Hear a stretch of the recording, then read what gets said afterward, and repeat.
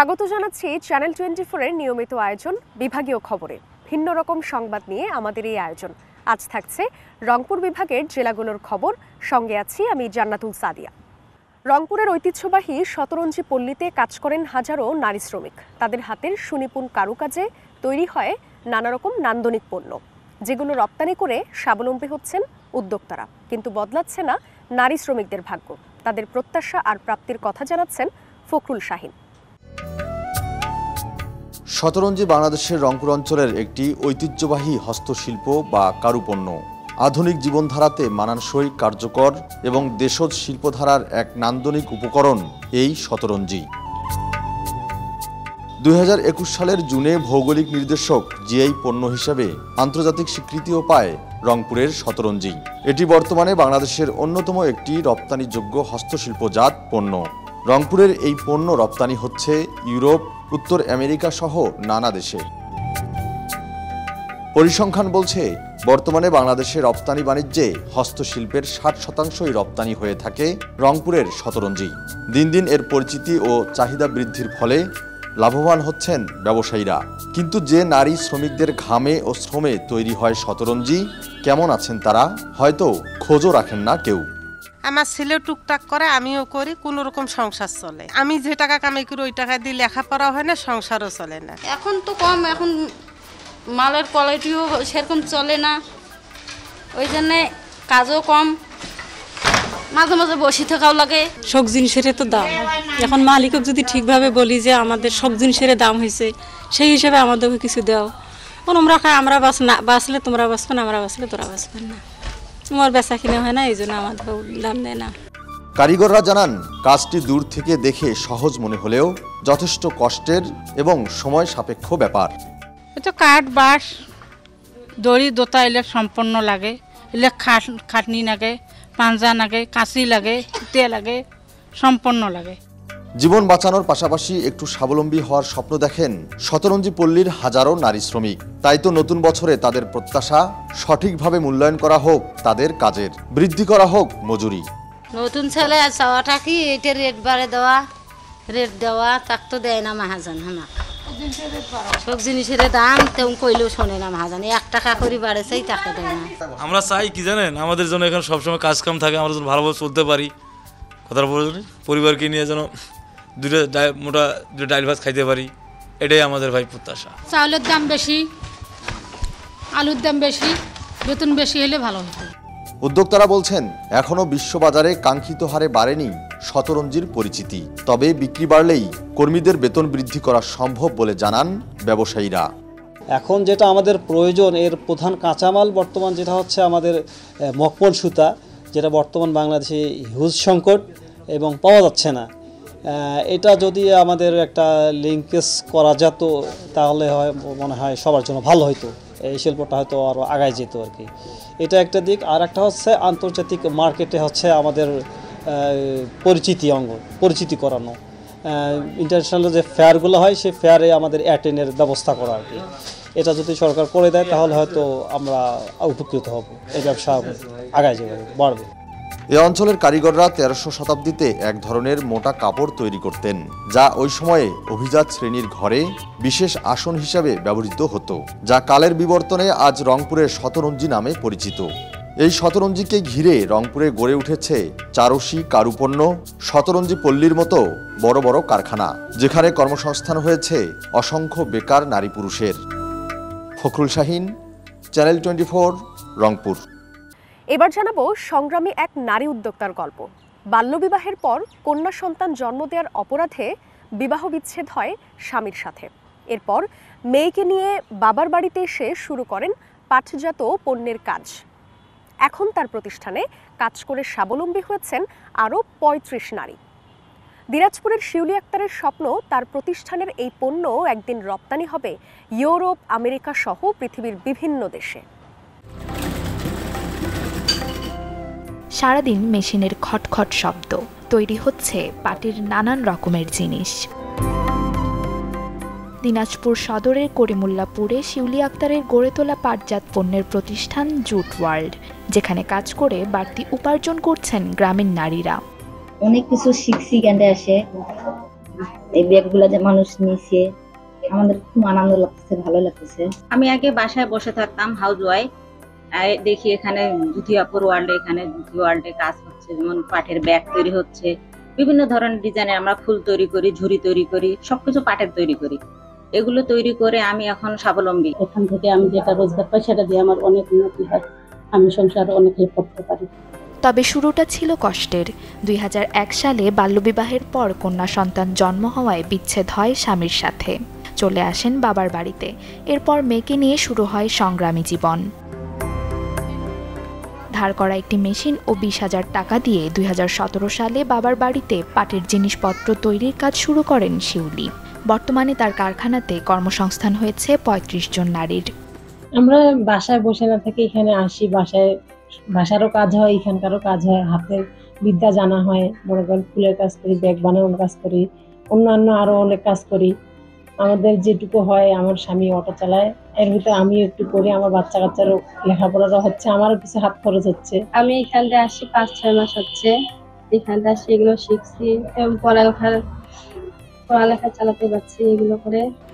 শিউলির লক্ষ্য আগামী 2 বছরে 200 জন দক্ষ নারী কর্মী গড়ে তুলবে তার প্রতিষ্ঠান। স্বপ্ন দেখেন একদিন তার প্রতিষ্ঠানের উৎপাদিত পণ্য বিদেশে রপ্তানি হবে।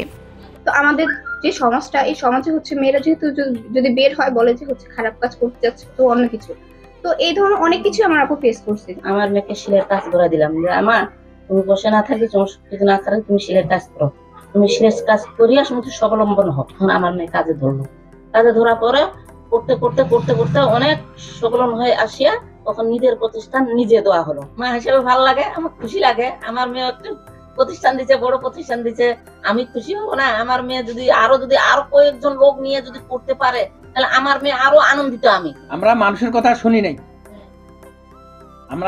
আমরা মানুষের কথা শুনি নাই। আমার মেয়ে আমাকে বলছে, বাবা তোমাকে একদিন চিনবো যে তুমি আমার বাবা। স্বপ্ন পূরণের এই যাত্রায় শিউলিকে পড়তে হয়েছে নানান বিড়ম্বনায়। আগলে রেখেছেন বাবা মা। তার এমন সাফল্যে গর্বিত পরিবারের সকলেই। মূলত আমি চাচ্ছি যে আমার এই শুধু বাংলাদেশে না, আমি চাচ্ছি আমার এই প্রোডাক্টগুলো যেন বাংলাদেশের গণ্ডি পেরিয়ে দেশের বাহিরে যেতে পারে। আমি এই আশা নিয়েই এই কাজগুলো করে যাচ্ছি এখন পর্যন্ত। আমার লক্ষ্য এবং উদ্দেশ্য, আমার লক্ষ্য হলো আমি আগামী 1 বছরের মধ্যে 200 জন নারী কর্মী তৈরি করব। রানীগঞ্জ বাজারে যে পাটের দড়িটা, আমি সম্পূর্ণ পাটের দড়িটা তৈরি করছি। এটা আমরা আশা করতেছি যে এইটা আমাদের বিদেশে চলে যাবে। আমি আশা করছি যে আমার দিনাজপুরের এলাকায় পাটজাত পণ্য নিয়ে আমি বাংলাদেশে দিনাজপুরকে প্রেজেন্ট করব পাটজাত পণ্য নিয়ে। নিজ প্রতিষ্ঠানের পাশাপাশি জুট ডাইভার্সিফিকেশন প্রমোশন সেন্টার, যুব উন্নয়ন অধিদপ্তর, মহিলা বিষয়ক অধিদপ্তর, আনসার ভিডিপি সহ বিভিন্ন প্রতিষ্ঠানে নারী উদ্যোক্তা তৈরির প্রশিক্ষক হিসেবেও কাজ করছেন শিউলি। 2022 সালে রংপুর বিভাগীয় পর্যায়ে শ্রেষ্ঠ জয়িতার পুরস্কার অর্জন করেছেন তিনি। Desk report, channel 24। পেনশনের টাকা তুলতে অবসরে যাওয়া কর্মকর্তা কর্মচারীদের ভোগান্তির গল্প সবার জানা। তবে নীলফামারী জেলা হিসাব রক্ষণ অফিসের ছোট্ট একটা উদ্যোগে অবসরের শুরুতে একদিনেই পেনশনের প্রাপ্ত টাকার চেক বুঝে পাচ্ছেন এই জেলায় অবসরে যাওয়া কর্মকর্তা কর্মচারীরা। সারা জীবনের চাকরির পর শেষ জীবনের সম্বল পেনশনের ফাইল নিয়ে দিনের পর দিন হেনস্থার শিকার হতে হচ্ছে অবসরে যাওয়া কর্মকর্তা কর্মচারীদের। নীলফামারী জেলা হিসাব রক্ষণ অফিসের ছোট্ট একটি উদ্যোগে অবসরের শুরুতে একদিনেই পেনশনের চেক বুঝে পাচ্ছেন অবসরপ্রাপ্তরা। এই উদ্যোগটি নিয়েছেন খোদ হিসাব রক্ষণ কর্মকর্তা আব্দুল খালেক। তিনি এই সমস্যা সমাধানের উপায় বের করতে বিভিন্ন ক্লিয়ারেন্স নিয়ে গবেষণা করে একটি কর্মসূচি তৈরি করেন, যা ইতিমধ্যেই 2020 সালের পেনশন সহজীকরণ আইনের অন্তর্ভুক্ত হয়েছে। বর্তমানে একদিনেই পেনশনের টাকা পাচ্ছেন অবসরে যাওয়া চাকরিজীবীরা। এই পেনশন মানুষের যে ভোগান্তি, সেটা বিভিন্ন সময় দেখা যায় যে বাইরে বসে থাকে বা বসার ব্যবস্থা নাই, তো দিনের পর দিন ঘুরতেছে। এটা দেখে আমার খুব খারাপ লাগে এবং আমি প্র্যাকটিস করতে থাকি এবং অতি সহজেই ভোগান্তি ছেড়ে পেনশন দেওয়ার চেষ্টা করি।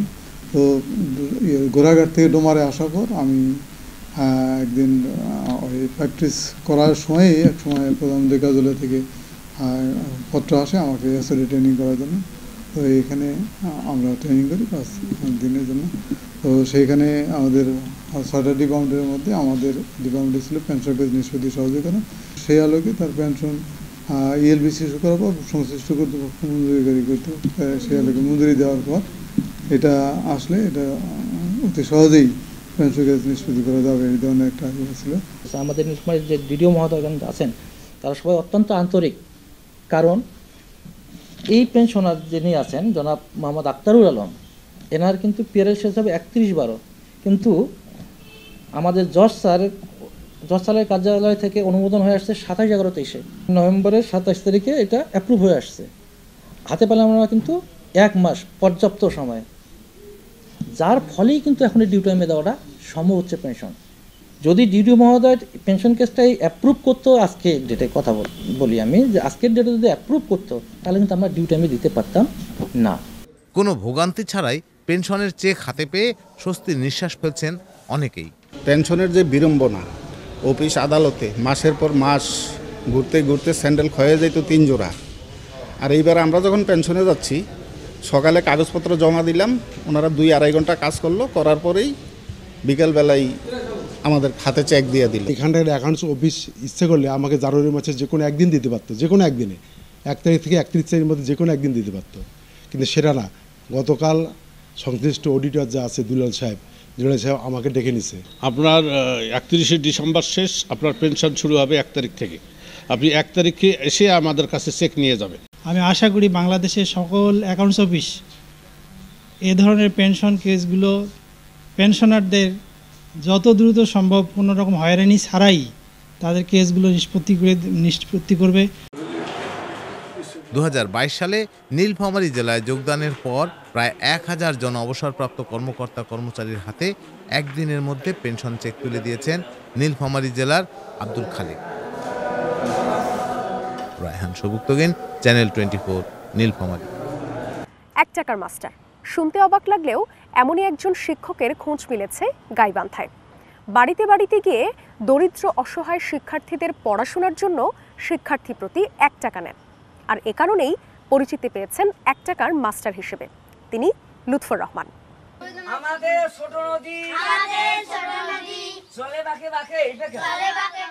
চলছে 1 টাকার পড়াশোনা। বয়সের ভারে নুয়ে পড়া সত্ত্বেও গ্রামে গ্রামে ঘুরে দরিদ্র শিক্ষার্থীদের জড়ো করেন লুৎফর রহমান। সুযোগ ও সামর্থ্য নেই এমন শিশুদের মাত্র 1 টাকার বিনিময়ে পড়ান তিনি। অর্থের অভাবে নিজে উচ্চশিক্ষার সুযোগ পাননি, আর তাই অন্য কোনো শিশু শিক্ষা থেকে যেন বঞ্চিত না হয় সেজন্যই লুৎফর রহমানের এই পাঠদান কর্মসূচি। তবে তার এই পাঠদানের নেই কোনো নির্দিষ্ট স্থান, কখনো রাস্তার ধারে, কখনো বাঁধে কিংবা গাছতলায় বসে পড়ান তিনি। গত 50 বছর ধরে তিনি এভাবেই শিক্ষাসেবা দিয়ে আসছেন বিভিন্ন স্থানে। প্রতিনিয়তই বাড়ছে তার শিক্ষার্থীর সংখ্যা। শিশু থেকে 5ম শ্রেণী পর্যন্ত ছেলে মেয়েদের পড়িয়ে থাকেন লুৎফর রহমান। সংসারে অভাব অনটন থাকলেও কষ্টক্লিষ্টে কোনো মতে চলছে তার জীবন। বাগড়িয়া ইউনিয়নের 9 নম্বর ওয়ার্ডে আমি লেখাপড়া শিখেই। ঝরিপাড়ার সমস্ত ছাত্র প্রতিবার লিখতে পারে না, লেখাপড়া সম্পর্কে তাদের জ্ঞান নাই, তাদের বাড়িতে আমি লেখাপড়া শিখি। আমি তাদের বুঝাই লেখাপড়া ছাড়া কোনো দেশে তাদের উন্নতি হইতে পারে না। লেখাপড়া শিখতে একটা ছেলে ম্যাজিস্ট্রেট হবে, জজ হবে, ডিসি হবে, ইউনো হবে, সাব রেজিস্ট্রার হবে, এই আকাঙ্ক্ষা নিয়ে পড়াই। আমি যে সমস্ত ছাত্র পড়াছি তার ডিসি হয়েছে, ইউনো হয়েছে, সাব রেজিস্ট্রার হচ্ছে, সচিব হয়েছে। 1 টাকা করে পড়াছি, তাতে 10 টাকা করে বাঁচি। 2 কেজি 3 কেজি চাউল হয়ে চলছে। এখন যে টাকা কামাই করে 150 টাকা পাই, তো ওখানে চাউলে কিনি, তেলে কিনি, না মরিচি কিনি, না পেঁয়াজি কিনি, খুব সংকটের মধ্যে আছি। নামমাত্র 1 টাকায় পড়াশোনা করতে পেরে খুশি শিক্ষার্থীরা। 1 টাকার মাস্টারের কাছে পড়ি, স্যারের কাছে 1 টাকা করে দেই, ভালো করে বুঝায়, মানে একটা পড়া 2 বার করে বুঝায়। এভাবে আমাদের মাসে 30 টাকা হয়, সে 30 টাকা মাসে দেয়। লুৎফর রহমান নিজ হাতে গড়েছেন শত শত শিক্ষার্থী, যাদের কেউ প্রফেসর, কেউ শিক্ষক, ডাক্তার, কেউ বা এসপি সহ প্রশাসনের উচ্চ পদে চাকুরি করছেন। আবার অনেকে রয়েছেন বিদেশেও। উনি ওনার নিজ থেকে নিজ উদ্যোগী হয়ে যে 1 টাকার বিনিময়ে প্রত্যন্ত অঞ্চলের শিক্ষার্থীদের শিক্ষার সেবার মান পৌঁছে দিচ্ছে। উনি অত্যন্ত ভালো টিচার হিসেবে এবং অঙ্ক, ইংরেজি, বাংলাতে খুবই পারদর্শী। তাছাড়া এলাকা ঝরে পড়া শিক্ষার্থীকে উনি যে কোনো স্থানে পড়ার পরিবেশ করে উনি পড়ান, আর ওনার পড়ার কোনো মূল্য নেই।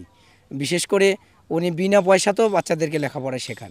সুবিধা হয় কি, যারা গরিব মানুষ 2000 টাকা করে ইনকাম করতে পারে না বা দিতেও পারে না প্রাইভেট মাস্টারের কাছে, যারা গরিব মানুষ তারা 1 টাকা করে পড়ায় বাচ্চাদের। সবাই তার পাশে যদি দাঁড়ানো যায়, সে 1 টাকার বিনিময়ে অনেক শিক্ষক ছেলেমেয়েকে লেখাপড়া করে অনেক বড় বড় জায়গায় যেতে পারবে। তো তার জন্য আমরা দোয়া করি। নিবেদিত এই শিক্ষা অনুরাগী শিক্ষার আলো আরও ছড়িয়ে দেওয়ার ক্ষেত্রে সব ধরনের সুযোগ সুবিধা দেওয়ার আশ্বাস দেন স্থানীয় উপজেলা নির্বাহী অফিসার। সে নিজেই সাইকেল নিয়ে বাচ্চাদেরকে পড়াতে যান এবং বাচ্চাদের 1 টাকার বিনিময়ে পড়ান। তো এক্ষেত্রে আমি বলবো যে তার জন্য আমরা চেষ্টা করছি এবং আমাদের পক্ষ থেকে তাকে সাপোর্ট দেওয়া হয়েছে। আমি নিজেও তার বাসা বা তার বাড়ি দেখে এসেছি, তার পরিবারের সাথে কথা বলে এসেছি। আমরা যথেষ্ট সহযোগিতা তাদের করছি এবং ইতিমধ্যে তাদেরকে বিভিন্ন সহযোগিতা করেছি। আমাদের জেলা প্রশাসক স্যার এই বিষয়ে অনেক আন্তরিক এবং তাকে স্যার কোনো একটা ওয়েতে পুনর্বাসন করতে চান। মেট্রিক পাশ করার পর অর্থাভাবে কলেজের বারান্দায় পা রাখতে পারেননি এই 1 টাকার মাস্টার। স্থানীয়ভাবে কয়েকটি প্রতিষ্ঠান থেকে সম্মাননা পেয়েছেন তিনি। দীর্ঘ 5 দশকে কয়েক গ্রামের অন্ততপক্ষে 7000 শিশুকে পড়ালেখা শিখিয়েছেন লুৎফর রহমান। এভাবেই মৃত্যুর আগ মুহূর্ত পর্যন্ত সবার মাঝে শিক্ষার আলো ছড়িয়ে দিতে চান তিনি। Desk report, channel 24। কর্মজীবন সহ নানা কারণে পরিবার ছেড়ে দূর দূরান্তে চলে যায় মানুষ। অপেক্ষায় থাকেন বছরের নির্দিষ্ট একটা সময় সকলে একত্রিত হবার। কুড়িগ্রামে হয়ে গেল এমন একটি বড় পরিবারের মিলন মেলা, যেখানে 500 সদস্যের মধ্যে প্রায় 250 জনই অংশ নেন। দীর্ঘদিন পর প্রিয়জনের দেখা পাওয়ায় উচ্ছলতা যেমন ছিল, তেমনি আবেগে আপ্লুত হয়ে যান পরিবারের সদস্যদের সান্নিধ্য পেয়ে। ভরসা, আবদার, শ্রদ্ধা, শাসন আর অফুরন্ত ভালোবাসার স্থান পরিবার। কর্মজীবন সহ নানা কারণে সেই পরিবার ছেড়ে দূর দূরান্তে চলে যেতে হয়, কিন্তু তারপরও নারীর প্রতি টান থেকে যায়। সেই নারীর টানেই কুড়িগ্রাম শহরের খানপাড়ায় খান পরিবারের প্রায় 5 শতাধিক সদস্যের মধ্যে 250 সদস্য মিলিত হন। শুক্রবার দিনব্যাপী চলে আয়োজন। কেউ কেউ যোগ দেন ভার্চুয়ালি, কেউ কেউ প্রিয়জনের দেখা পেয়েছেন 1 থেকে 1.5 যুগ পর। আমার এই অনুষ্ঠান খুবই সুন্দর লাগতেছে এবং ভবিষ্যতে যদি আমি পারি আবার আল্লাহ যদি রাখা তাহলে আমি থাকবো, না থাকলে থাকবো না। আমাদের ফ্যামিলিতে 200 লোক পাইছি। আজকে এই খান পরিবারের মিলন মেলায় আমরা 5 প্রজন্ম আজকে উপস্থিত হতে পেরেছি। এই 5 প্রজন্মের মধ্যে অনেকেই দেশের বাইরে থাকেন। আমাদের আরও কিছু রিলেটিভ, আরও বাচ্চা কাচ্চাদের মিস করছি যারা দেশে আসতে পারে নাই, দেশের বাইরে আসতে পারে নাই। ইনশাল্লাহ আমরা ভবিষ্যতে ওদের সবাইকে নিয়ে এরকম একটা অনুষ্ঠান করব এবং এটা কন্টিনিউ করব। আয়োজনে যেমন ছিল দীর্ঘদিন পর প্রিয়জনদের দেখা পাওয়ার উচ্ছলতা, তেমনি আবেগে আপ্লুত হয়ে যান পরিবারের সদস্যদের সান্নিধ্য পেয়ে। এটা আমাদের খুবই ভালো লাগছে, তার কারণে এতদিন পর আমরা যেটা উপলব্ধি করি পাই নাই যে আজকে তাকে দেখে মানে খুবই আমরা আশাভুক্ত যে আমরা খুবই আনন্দিত যে আগামীতে আরও আমরা সুন্দরভাবে এটা করতে পারবো। বিভিন্ন পোশাকে, রঙিন লাল নীল পোশাকে আমার নাতি নাতনি এবং ভাস্তা ভাস্তি এদেরকে সবাইকে একের সাথে দেখে আমি খুবই আনন্দিত। বিশ্ববিদ্যালয়ের জীবনে দেখা হয়েছে, তারপর থেকে অনেক ভাস্তা ভাস্তির বিয়ে শাদী হয়েছে, তাদের সন্তান হয়েছে, এদের দেখা হয়নি। আজকে এই সুন্দর অনুষ্ঠানের মাধ্যমে তাদের দেখা সাক্ষাৎ হলো। এই সম্মিলনীতে ছিল সাংস্কৃতিক অনুষ্ঠান, বৃক্ষরোপণ, খাওয়া দাওয়া আর স্মৃতি জমানোর তাগিদ। খুব মন চায় যে অন্তত বছরে একটি দিন আমরা আমাদের শেকড় অর্থাৎ আমাদের প্রাণের যে আত্মীয় সবার সঙ্গে যাতে আমরা মিলিত হতে পারি, এটিকে সামনে রেখে আজকের এই আয়োজন আমাদের। তো আজকের আমাদের এই খান পরিবার মিলন মেলা আজকে আমাদের যাত্রা শুরু। আমরা চাই যে আমরা যতদিন বেঁচে থাকবো, আমাদের প্রজন্ম যুগ যুগ ধরে থাকবে, কিন্তু আমরা চাই যে আমাদের এই বন্ধনটা যেন অটুট থাকে। আসলে পারিবারিক যে বন্ধন, পারিবারিক যে বন্ডিং, এটা আমাদের হারিয়ে গিয়েছে। পরিবারের মধ্যে আমাদের যে একত্রতা বোধ ছিল, ভ্রাতৃত্ব বোধ ছিল, সেটা হারিয়ে গিয়েছে। সেটাকে আমরা ফিরিয়ে নিয়ে আসার জন্য আমাদের 5টি প্রজন্মকে আজকে এখানে একত্রিত করতে পেরেছি। পারিবারিক এ মিলন মেলায় শিশুরা হয়ে ওঠে প্রাণোচ্ছল। আপনজনদের পেয়ে আনন্দে আত্মহারা হয়ে ওঠে তারা। খান পরিবারের আজকে মিলন মেলায় উপস্থিত অনেকে যাদেরকে আমি চিনি না, আমার ভাই বোন অনেকে আজকে এসেছেন, আবার অনেকে আসেনি। এরকম আয়োজন আমরা প্রতি বছরে চাই। পরের বার আরও বড় রকমের এই আয়োজনটি আমরা দেখতে চাই। আমরা সকলে মিলে অনেক আনন্দ ঘন মুহূর্তে এত সুন্দরভাবে একত্রিত হতে পারছি, এটা আমাদের সৌভাগ্যের ব্যাপার। আমাদের এর মধ্যেই আমাদের পরিবার অনেকে হারিয়ে গেছে, আমরা অনেকে চিনিও না, সকলের সম্পর্কে আজকে জানতে পারছি। জেলা শহরের সবচেয়ে বড় পরিবার এই খান পরিবার আবারও একটি দিন আনন্দ আর হইহুল্লোড়ে ফ্রেমবন্দি করে নেবে কিছু স্মৃতি, এমনটাই প্রত্যাশা সবার। Desk report, channel 24। এই ছিল আজকের বিভাগীয় খবরে। আগামীকাল নতুন স্বাদ ও ভিন্ন গল্পে আবারও হাজির হব, সাথেই থাকবেন।